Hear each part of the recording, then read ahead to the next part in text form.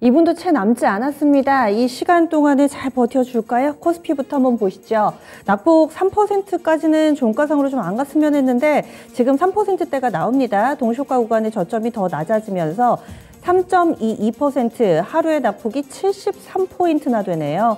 2216.30포인트, 직전 저점에서도 멀찌감치 멀어져 있습니다. 이렇게 되면 긴 음봉을 만들어내면서 갭으로 떨어졌는데 한 번 더 긴 음봉입니다. 장중 저점 부근에서 거래 마칠 채비하고 있습니다. 이어서 코스닥입니다. 코스닥은 오늘 앞자리가 바뀔 거라고 예상한 분들은 그렇게 많지 않으셨을 겁니다.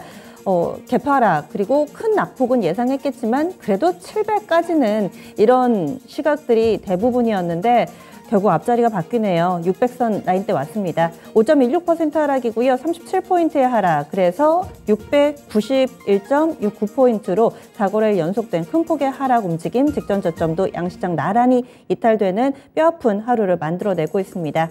코스피에서 200, 코스피 200 가운데서 오르는 종목은 10개 약간 넘고요. 코스닥 100 종목을 압축해보면 상승 종목이 2개에 불과한 그렇게 하락이 압도적으로 많은 상황입니다. 대우조선해양, 한화품에 안길 수도 있다고 하죠. 이런 재료에 오늘장 12% 급등하면서 시장 분위기의 안전지대 역할을 톡톡히 합니다. 그리고 한국전력 조만간 전기 인상 요금 인상이 불가피하다라는 발언이 나오면서 한국전력 오늘장에서 2% 넘게 오름세로 거래 마칠 채비하고 있습니다. 그 밖에도 대표적인 방어석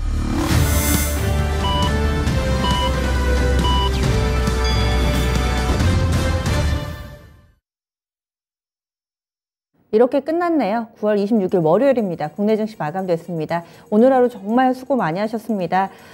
담담하게 오늘장을 지켜보시는 분들의 용기에 또 박수를 보내면서 또 이 시간 지켜보고만 있어도 상당히 좀 마음 아픈 시간들이셨을 텐데 다음을 도모해야 합니다. 이렇게 끝이 아니니까요. 내일장, 내일 모레장, 게다가 이번 주 바로 주말 지나고 와서 남은 이번 주 일정이 더 많습니다. 그래서 조금 더 시장에 집중을 하면서 전략을 세워봐야 될 텐데 우리 증시만 이렇게 오늘 안 좋았던 건 아니고요. 일단 지난주 후반에 미국 증시가 하락을 하면서 이런 분위기 아무는 어느 정도 드리워져 있는 상황이었습니다. 아시아 증시 거기에 전체적으로 영향을 받았고요. 우리 증시가 좀 많이 밀리긴 했습니다. 일본부터 한번 보실까요? 일본 니케이 225 지수도 오늘 개파락 출발해서 계속 마이너스권 기록했습니다. 게다가 저점을 계속해서 낮추면서 미국 증시는 하락이기는 한데 후반에 낙폭이 좀 줄어들었고요. 아시아 증시는 가면 갈수록 더 안 좋아졌습니다. 그래서 일본 증시도 음봉이었습니다. 니케이 225 지수 오늘장 2.66% 하락하면서 26,431.55엔에 거래 마쳤습니다.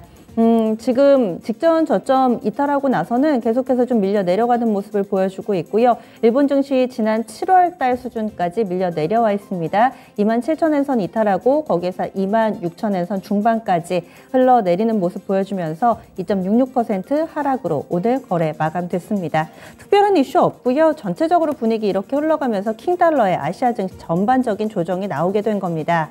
이어서 중국 넘어가 보겠습니다. 중국 상해종합지수는 1%대 하락합니다. 그리고 이 방송 시작할 때 지금까지만 하더라도 한 0.5% 정도로 그렇게 많이 안 밀렸는데요. 빠르게 낙폭이 깊어지면서 마감을 준비하고 있습니다. 상해종합이 1.12%의 하락으로 3,053.11포인트. 오늘 밀린 것만큼 한두 번만 더 밀리면은 상해종합이 앞자리가 2,000선 레벨대로 내려가게 되는데요. 보통 2,000선을 내주게 된 지가 꽤 된 것 같은데 그렇습니다. 지금 중국 증시도 패턴이 아래쪽으로 쭉쭉 뻗어 내려가는 모습을 보여주고 있네요. 올해 4월 직전 저점이 2,000 레벨대입니다. 그래서 3,000 이탈 여부 현재에서도 상당히 좀 중점적으로 다루고 있는 상황이고요. 심천 보겠습니다. 심천은 상대적으로는 덜 밀립니다. 약보합권 0.27% 정도 제한적인 하락 움직임을 보여주면서 그나마 중국 증시가 덜 밀리고요.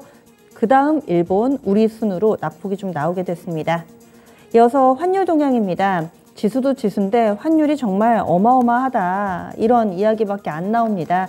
원달러 환율 하루의 상승폭이 22원 급등도 아니고 이 정도면 폭등인 것 같은데요. 하루에 10원 올라도 많이 올랐다 이런 얘기 하는데 22원 폭등했습니다. 1,431원 30전에 거래를 마치면서 원달러 환율 13년 6개월 내 최고치 계속해서 쓰고 있는 상황입니다. 국내 증시 정리하겠습니다. 시황센터 다녀옵니다. 네, 오늘 국내 증시 블랙 먼데이라고 할 만큼 많이 어려운 장이었습니다. 장중 원달러 환율이 1,430원을 넘어서면서 양시장 모두 연 저점을 계속해서 기록해 나갔는데요. 그럼 오늘 장 코스피 시장부터 확인해 보겠습니다. 네, 코스피 지수 분봉부터 보겠습니다. 코스피 지수 처음부터 1% 넘는 하락세로 연출됐는데요. 오전 중에 2,230선 내주면서 오후 들어서 하락세 계속해서 이어갔습니다. 장 후반부 들어서 2,210선까지도 내줬는데요. 막판에 외국인 쪽에서 적극적으로 매수하면서 어느 정도 낙폭이 줄어드나 싶었지만 막판까지 약 3%대 하락한 2,220포인트에서 거래 마쳤습니다. 이어서 수급 현황도 살펴보겠습니다. 오늘 외국인과 개인이 계속해서 눈치 보는 장이었는데요. 개인이 후반부 들어서 매도세 조금 더 커졌습니다. 막판에 2,456억까지 매도폭 벌리면서 장 마감했고요. 외국인 쪽에서는 소폭 매도했습니다. 59억 정도 순매도 우위하면서 장 마쳤고요. 반대로 기관 쪽에서 홀로 사들였습니다. 2,800억 넘게 사들이면서 장 마쳤습니다. 이어서 업종별 현황 보겠습니다. 업종지수 전체적으로 낙폭이 계속해서 커졌는데요. 가장 먼저 건설 섹터가 5.68% 정도로 가장 크게 낙폭 만들었습니다. 금리 인상 여파로 연이어서 약세 흐름 보이고 있었고요. 또 기계 섹터도 부진했습니다. 5.62% 하락하면서 장 마쳤습니다. 또 종이목재업도 5.42% 정도 약세 흐름 이어가는데요. 달러 강세로 인한 펄프 공급 단가 인상 전망이 악재로 반영되고 있었습니다. 또 이어서 비금속 광물 섹터 역시 5.17% 정도 하락하면서 장 마쳤고요. 철강금속 섹터도 4.93% 정도 하락하면서 장 마쳤습니다. 이어서 상승했던 섹터 보겠습니다. 마지막까지 통신주는 상승 불켜하면서 장 마쳤는데요. 0.7% 정도 상승하면서 경기 방어주 중심으로 상승하면서 장 마쳤습니다. 이어서 시총 상위주 보겠습니다. 시총 상위주들 줄줄이 신저가 보이면서 장 마쳤는데요. 가장 먼저 삼성전자가 1.1% 하락하면서 장 마쳤습니다. 53,900원에 새로 신저가 경신했고요. 또 SK하이닉스도 83,300원이 52주 신저가였는데요. 오늘 1.2% 하락한 82,500원에 장 마쳤습니다. 이어서 2차전지주도 오늘 전체적으로 계속해서 부진했습니다. 먼저 LG에너지솔루션이 3% 넘게 하락세 연출됐고요. 44만 6,500원 터치하고 장 마쳤습니다. 이어서 삼성 SDI도 2% 넘게 하락했습니다. 2.13% 하락한 59만 7천원 터치했고요. LG화학도 역시 5% 넘게 하락하면서 57만 7천원에 장 마쳤습니다. 이어서 인터넷주 보겠습니다. 카카오그룹주가 이어서 계속해서 신저가 만들고 있는데요. 오늘 카카오도 2% 넘게 하락세 보였습니다. 59,700원에 장 마감했고요. 네이버가 신저가를 기록하진 않았지만 그래도 20만 4,500원에 2.85% 하락한 가격에 장 마쳤습니다. 이어서 자동차주 보겠습니다. 지난 23일에 뉴욕 증시에서 포드가 인플레이션과 공급망 불안에 대해서 실적 악화를 경고했는데요. 이러한 소식에 현대차와 기아가 역시 부진했습니다. 현대차가 4.2% 하락한 18만 2,500원에 장 마감해줬고요. 기아도 3.6% 하락한 7만 4,800원에 장 마쳤습니다. 이어서 삼성바이오로직스도 하락했습니다. 5거래일 연속 하락하면서 1.56% 하락한 75만 8천원에 장 마쳤습니다. 이어서 특징주 보겠습니다. 오늘 대우조선해양이 한화그룹에 매각될 것이란 이야기 나오면서 오늘 장에서 급등세 보였는데요. 지난 2009년에 자금 조달 문제로 한화 측 매각이 무산된 이후 약 13년 만입니다. 산업은행 쪽에서는 경영 효율성을 강화하기 위해서 매각은 신속하게 이뤄져야 한다면서 오늘 대우조선해양을 한화그룹에 통매각할 것이라는 소식이 나왔는데요. 이러한 소식이 대우조선해양이 13% 넘는 급등세 보였지만 반대로 한화그룹주들은 인수에 대한 부담감 안으면서 약세로 전환됐습니다. 한화가 5.3% 가까이 하락한 25,950원에 장 마감했고요. 한화 에어로스페이스가 가장 큰 폭으로 내렸습니다. 10.8% 하락한 66,100원 터치해줬고요. 또 하나투자증권, 또 하나손해보험, 하나솔루션까지도 약세 흐름 이어가는 모습 볼 수 있었습니다. 이어서 코스닥 시장 보겠습니다. 코스닥 지수 전거래일 대비 5% 넘게 하락했고요. 36포인트 내린 692포인트에서 장 마쳤습니다. 이어서 분봉 차트 보겠습니다. 초반부터 720선 내주면서 약세 흐름으로 출발했는데요. 이후에 낙폭 만들면서 오전 중에 710선 한번 이탈했습니다. 또 장중 원달러 환율이 1,430원 넘어가면서 오후 들어 하방 압력이 더 커졌는데요. 막판 동시효과 구간에서 낙폭 더 커졌습니다. 692포인트에서 장 마쳤습니다. 이어서 수급 현황 보겠습니다. 오늘 외국인과 기관 쪽에서 매수 우위 연출했습니다. 외국인이 1,239억 정도 사들였고요. 기관 쪽에서 839억 매수 우위 보였습니다. 반대로 개인 쪽에서는 매도 물량 크게 들어왔습니다. 개인이 1,903억 정도 증시에서 자금 빼는 모습 보였습니다. 이어서 시총 상위주 보겠습니다. 코스닥 시장 쪽에서도 전반적으로 증시 부담감이 이어져 갔는데요. 가장 먼저 셀트리온 헬스케어가 보합권에서 등락 반복하다가 막판 들어 낙폭 커졌습니다. 1.56% 하락한 63,100원에 장 마쳤고요. 이어서 HLB가 5% 넘게 하락세 연출됐습니다. 41,150원에 장 맞춰줬습니다. 이어서 셀트리온 제약도 부진했습니다. 4.27% 하락한 65,500원에 장 마쳤고요. 이어서 알테오젠도 3.5% 하락한 46,900원 터치했습니다. 이어서 2차전지 소재주 보겠습니다. 오늘 외국인들이 크게 매도세 들어왔는데요. 먼저 LNF 8% 넘게 급락세 보였습니다.